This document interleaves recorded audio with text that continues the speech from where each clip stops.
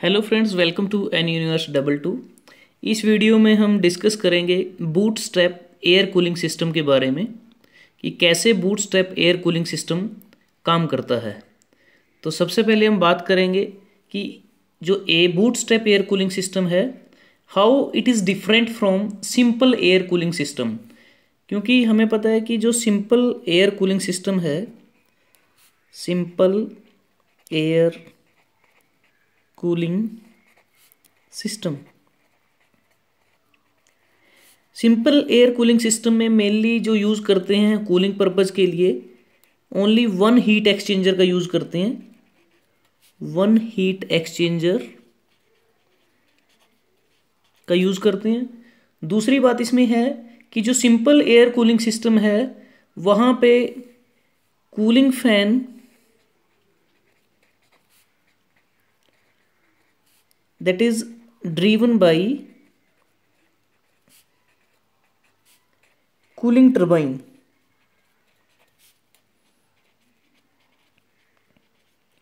तो simple air cooling system में एक हीट एक्सचेंजर होता है और कूलिंग फैन को कूलिंग टरबाइन की मदद से उसको ड्राइव किया जाता है। लेकिन जो बूटस्ट्रैप सिस्टम है that is different from simple air cooling system, because in bootstrap cooling system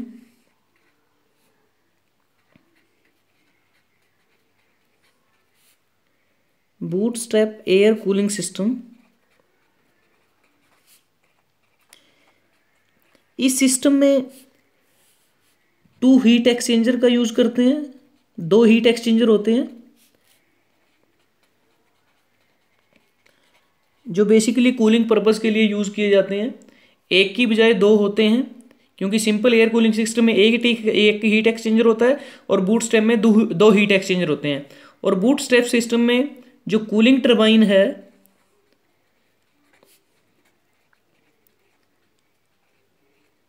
उस कूलिंग टरबाइन की हेल्प से सेकेंडरी कंप्रेसर को रन किया जाता है। Secondary compressor that is driven by cooling turbine. इसमें दो कंप्रेसर होते हैं, एक मेन कंप्रेसर होता है, दूसरा सेकेंडरी कंप्रेसर होता है। और अब इस कूलिंग से बूटस्ट्रैप सिस्टम को हम समझने की कोशिश करेंगे एक डायग्राम की हेल्प से कि इसके अंदर क्या क्या कंपोनेंट्स होते हैं और कैसे ये कंपोनेंट्स काम करते हैं।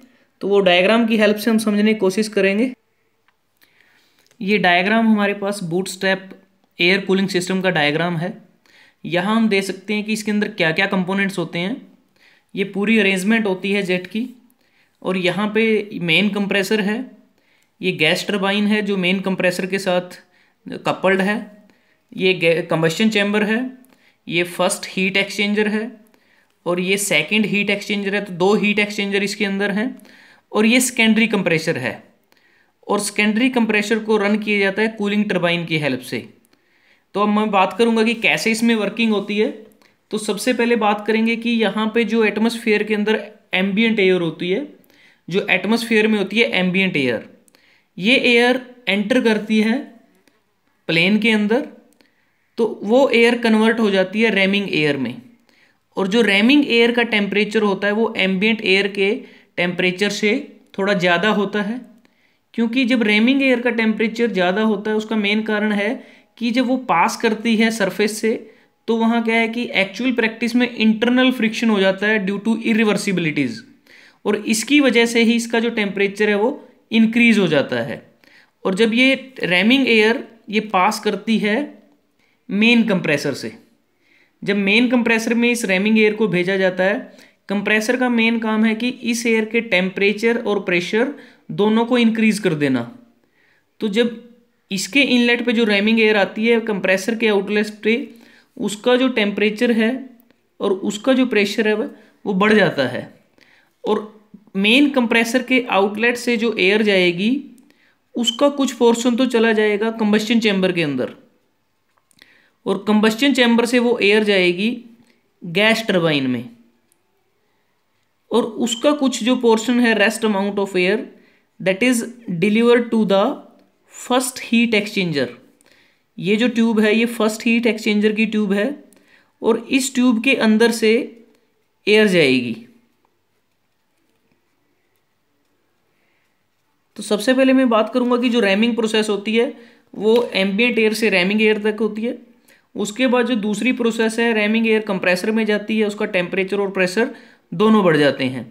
तो उसके बाद जो एयर हमें फर्स्ट हीट एक्सचेंजर के इनलेट पे मिलती है उसका टेम्परेचर और प्रेशर दोनों इंक्रीज हुए हैं, लेकिन उसको हम थोड़ा सा उसका जो टेम्परेचर है उसको रिड्यूस कर देते हैं, क्योंकि फर्स्ट हीट एक्सचेंजर है उसके इनलेट पे जो एयर है वो दैट इज़ वार्म एयर, और वो जो ट्यूब है हीट एक्सचेंजर की वहाँ से पास करती है, लेकिन एक पोर्शन है जो रैमिंग एयर का वो डायरेक्टली सप्लाई किया जाता है हीट एक्सचेंजर में from top to bottom of heat exchanger. तो जब ये इस एयर का एग्जिट होता है तो जो रैमिंग एयर है उसका टेम्परेचर जो एयर ट्यूब के अंदर है उसके टेम्परेचर से कम होता है। इसी टेम्परेचर डिफरेंस की वजह से इसकी जो हीट है वो रैमिंग एयर में ट्रांसफ़र हो जाती है, और फर्स्ट हीट एक्सचेंजर के आउटलेट तक जाते जाते इसका जो टेम्परेचर है वो कम हो जाता है, और जो टेम्परेचर जो रैमिंग एयर का टेम्परेचर बढ़ा है वो डिस्चार्ज हो जाती है एटमॉस्फेयर में। तो उसके बाद जो हमें एयर मिलती है उसको सप्लाई करते हैं सेकेंडरी कंप्रेसर में, वो एयर जाएगी सेकेंडरी कंप्रेसर के अंदर, और जब ये सेकेंडरी कंप्रेसर में जाएगी इसका मेनली काम क्या है कि यहाँ पे इसका जो टेम्परेचर है वो थोड़ा इंक्रीज हो जाएगा, क्योंकि जो heat exchanger first heat exchanger के आउटलेट से जो एयर बाहर आई उसको हम कह सकते हैं कि वो सेकेंडरी कंप्रेसर में चली गई है। इसके इनलेट पे जो इसके इनलेट पे एयर है वो आउटलेट एयर है फर्स्ट हीट एक्सचेंजर की। उसके बाद इसका जो टेम्परेचर है सेकेंडरी कंप्रेसर के अंदर वो थोड़ा इंक्रीज हो जाता है, और जो टेम्परेचर हमें यहाँ मिलता है उस टेम्परेचर से ये थोड़ा ज़्यादा होता है। तो उसके बाद जो सेकेंडरी कंप्रेसर है, क्योंकि ये कूल्ड एयर है, क्योंकि यहाँ टेम्परेचर ज़्यादा था रैमिंग एयर ने इससे हीट ले ली है, ये कूल्ड एयर है, इस कूल्ड एयर को सेकेंडरी कंप्रेसर में भेज दिया, और सेकेंडरी कंप्रेसर से ये एयर अब जाएगी सेकंड हीट एक्सचेंजर में, इस ट्यूब के थ्रू सेकंड हीट एक्सचेंजर में ये एयर पास करेगी ऐसे। तो अब क्या है कि कूल्ड एयर सेकेंडरी कंप्रेसर से पास करेंगे और जो कूल्ड एयर का जो टेम्परेचर है और प्रेशर है दोनों बढ़ जाएंगे।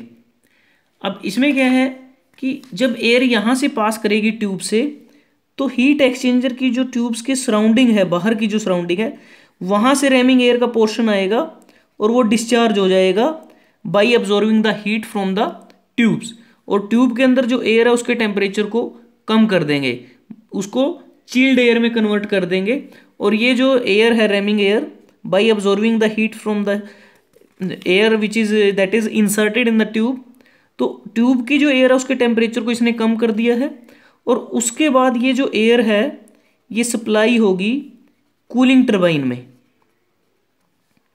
जो चिल्ड एयर है वो कूलिंग टरबाइन में आ गई है। कूलिंग टरबाइन में भेजने का मेन रीज़न ये है कि जो कूल्ड एयर है उसको एक्सपेंड किया जाता है, उसकी एक्सपेंशन की जाती है, जो कूलिंग टरबाइन में भेज के की जाती है, ताकि उसका जो प्रेशर है और टेम्परेचर है वो दोनों कम हो जाए। तो कूलिंग टरबाइन में उस एयर का एक्सपेंशन किया जाता है, और एक्सपेंशन की वजह से प्रेशर और टेम्परेचर दोनों कम हो जाते हैं। तो कूलिंग टरबाइन से जो हमें चिल्ड एयर मिली है वो चिल्ड एयर जाएगी कैबिन में, कैबिन में जहाँ पैसेंजर बैठे हैं या जो भी इक्विपमेंट्स लगे हैं वहाँ एयर वो सप्लाई की जाएगी। और कैबिन में क्या है कि वो जो रेफ्रिजरेटेड स्पेस, जो कैबिन है मेनली हमारा वो रेफ्रिजरेटेड स्पेस है, और वहाँ पे वो चिल्ड एयर वहाँ रेफ्रिजरेटेड स्पेस में कूलिंग प्रोवाइड करके वहाँ से जो एग्जॉस्ट होगा हीट का उसको एब्जॉर्व कर लेती है, और उसके बाद क्या होगा कि फाइनली जो एयर है वो डिस्चार्ज हो जाती है हमारी एटमॉस्फेयर में। तो अब हम देख सकते हैं कि पूरे सिस्टम के अंदर एटमॉस्फेरिक एयर एंटर करती है, रैमिंग एयर में कन्वर्ट हो जाती है, मेन कंप्रेसर में बढ़ जाता है टेम्परेचर उसका, उसको आधे पोर्शन को कंबस्शन चैम्बर में भेज दिया जाता है, बाकी पोर्शन फर्स्ट हीट एक्सचेंजर में आता है। फर्स्ट हीट एक्सचेंजर से कूल्ड एयर को पास करते हैं सेकेंडरी कंप्रेसर से, और सेकेंडरी कंप्रेसर से फिर उस एयर को पास करते हैं सेकेंड हीट एक्सचेंजर से, और सेकेंड हीट एक्सचेंज और दोनों हीट एक्सचेंजर में जो कूलिंग जो टेम्परेचर है एयर का रिड्यूस होता है रैमिंग एयर की हेल्प से, और वो रैमिंग एयर डिस्चार्ज हो जाती है। और चिल्ड एयर को पास करते हैं कूलिंग टरबाइन में, एक्सपेंशन करते हैं, प्रेशर टेम्परेचर दोनों रिड्यूस कर देते हैं और कैबिन में और रेफ्रिजरेटिंग स्पेस और रेफ्रिजरेशन इफेक्ट प्रोड्यूस किया जाता है और finally doing its work the air discharge to the atmosphere. तो फ्रेंड्स आज हमने बात की कि बूटस्ट्रैप सिस्टम कैसे काम करता है, कैसे इसकी वर्किंग होती है। हमारी नेक्स्ट वीडियो में बात करेंगे इसका जो टेम्परेचर एंट्रोपी डायग्राम है वो कैसे हम प्लॉट करते हैं, how we draw the steps, how the process is taking place in the bootstrap air cooling system. So friends, in this video we'll learn how bootstrap system works. If you like this video, please share with your friends and students. Don't forget to subscribe N Universe 22. Thanks for watching. Have a nice day.